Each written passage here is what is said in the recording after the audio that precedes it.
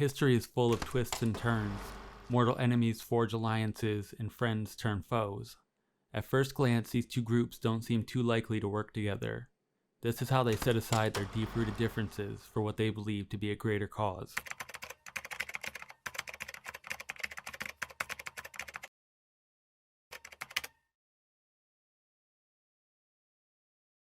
The Honorable Elijah Muhammad would send an invitation to George Lincoln Rockwell to speak at their upcoming Nation of Islam Summit in Chicago. Rockwell is scheduled to speak in Lewisburg at the same time. He would delay the speech in Lewisburg and immediately got on a flight from Baltimore, Maryland to Chicago. Rockwell recalled while he's waiting to board his plane, he saw Barry Goldwater passing him by to catch another plane headed to California. When he saw Goldwater, he said, quote, "I spread large, irritating grin across my face, but he lowered his head and dodged past me in utter horror." Rockwell arrived at O'Hare Airport in Chicago and was met with press, police officers, FBI, and a squad of American Nazi Party stormtroopers.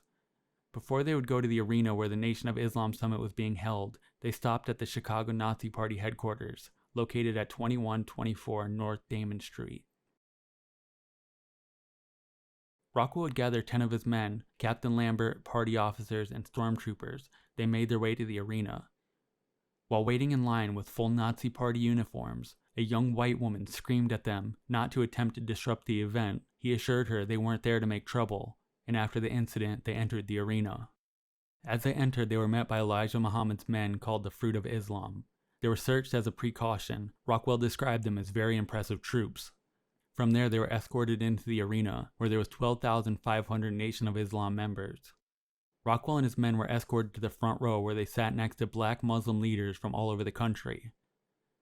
Elijah Muhammad gave a lengthy speech, interrupted only for cheering from the crowd. The key point that united the Nation of Islam and the Nazi Party was, as Elijah Muhammad states in his speech, the black man should not want to integrate with the white man, should not come begging with his hat in hand to integrate, but rather should seek to build his own society and have his own land like other races have. If we go to the sea, we find fishes. After that time, many fishes, and all going in schools to themselves, right? They all marry on to their own kind, right? I only want to get over to the truth, to you who don't believe in separation. I'm not talking to the white people. The white people are wise and know the time they're living in and what should be done and what will be done. I'm not telling them anything they don't know. It's you, my people, that I'm talking to. Upon completion of Elijah Muhammad's speech, Rockwell was invited to the stage to speak. Rockwell says the following. I marched up to the microphones flanked by Chicago storm troopers Wayne and Don Mueller, strapping, twin Nordic specimens, and stood silent for a few moments before that vast throng of black men and women. Then I told them forcefully that I was neither a hypocrite nor a coward and would rather not be afraid to speak what was in my heart. I told them that I had many times told assemblies of Jews that most Jews, in my opinion, are committing treason and would have to be gassed, and that if I opposed Negroes, just for being Negroes, I would have no hesitancy standing before them and telling them so. But instead, I told them, I believe and the American Nazi Party believes, that the black man has had a rotten deal in America, and, even though we have no intention of mixing with them, we do not want to hurt them. We feel that we owe our own black men the millions of foreign aid now being poured out by the nation of communist countries. Rockwell's speech was interrupted multiple times by cheers from the crowd, with occasional boos from a small minority. Rockwell would say, "Again and again I was cheered and applauded by these black men, who are supposed to be, as we are, hate men." Now let's take the subject of the Negro. Communism lies to the Negro. They say, we're for you. We sympathize with you. Our heart breaks for you. And then they use him viciously to destroy society and destroy civilization. They don't help him. Most Negroes are getting wise to this. The communists go in there and they use the Negro ruthlessly and viciously to destroy society, destroy the Negro, destroy everybody. And what does democracy do? Democracy, boy, what they preach. But I live right there in Washington, ladies and gentlemen, boys and girls, and I can tell you that the ones that do the biggest preaching about mixing with the Negroes Those are the ones that live down there in the places where they can't even drive in there. They're not allowed anywhere near. Their kids don't go to Negro schools. They have nothing to do with them. It's pure hypocrisy, just as rotten as the communists. In fact, maybe more rotten. Democracy and communism in these respects are exactly the same. Nazism says to the Negro, we don't want to hurt you, we don't want to persecute you, but we feel that you're not culturally as mature as we are. We don't want you to live right next door to us. We tell the truth to Negro. And most of you people, white people, if you're perfectly honest, will say that that's the truth. And you all know it. And yet when you get next to a Negro, you're afraid to tell him that. You're afraid you want to be real sociable and nice, so you lie to him. And all this does is hurt him and hurt you.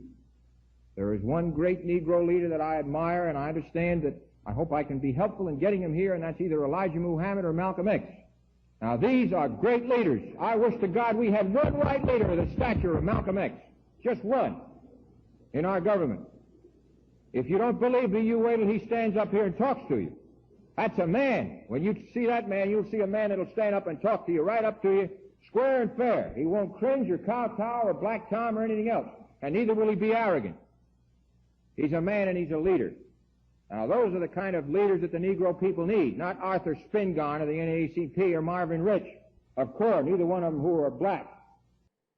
Rockwell ended his speech with a loud "Hail Hitler," as 10 of his men in the front row gave the Nazi salute. After all the speakers had finished, Malcolm X would take to the stage and thank everyone for their donations. While doing this, he would thank George Lincoln Rockwell by name. Any more $100 for separation? Should I come down? What should I come down to? $20. Oh, that's a $20.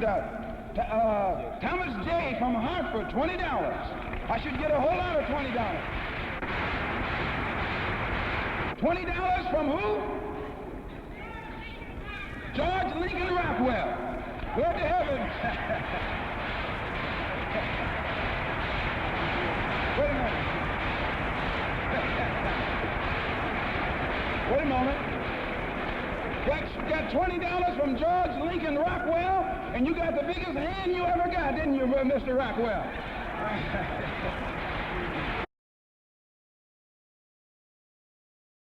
Both parties involved agreed that the media lied about their event in their coverage. They lied about the participation numbers, and they lied about the all-around reception of the event. Elijah Muhammad said, white daily press reporters were playing down the audience to 3, saying approximately 5,000. The big outdoor newsreel reported 16,000 at Muhammad's Muslim rally. Rockwell would say, the newspapers, as might be expected, tried to cover up the entire proceeding, but not before we had made the front page of the early edition of the Chicago papers, before the Jews had got on duty to get this tremendous news story squelched. Rockwell would maintain a great respect for Elijah Muhammad and Malcolm X up until his death. He would talk about them in various speeches, interviews, and writings, always in a positive light. Rockwell would even mention Elijah Muhammad in his autobiography, This Time the World, saying the following. Elijah Muhammad has taken 1 million or more of the lowest kind of people on earth, lazy, drunken, dirty, filthy-mouthed, nasty-minded black bums and criminals, the repulsive creatures called and turned them into disciplined, self-respecting, sober, hard-working, courteous, clean-talking and clean people. Let the white men who tax me with being a lover for respecting Elijah Muhammad show me a white leader today who has demonstrated any such masterful ability to lead.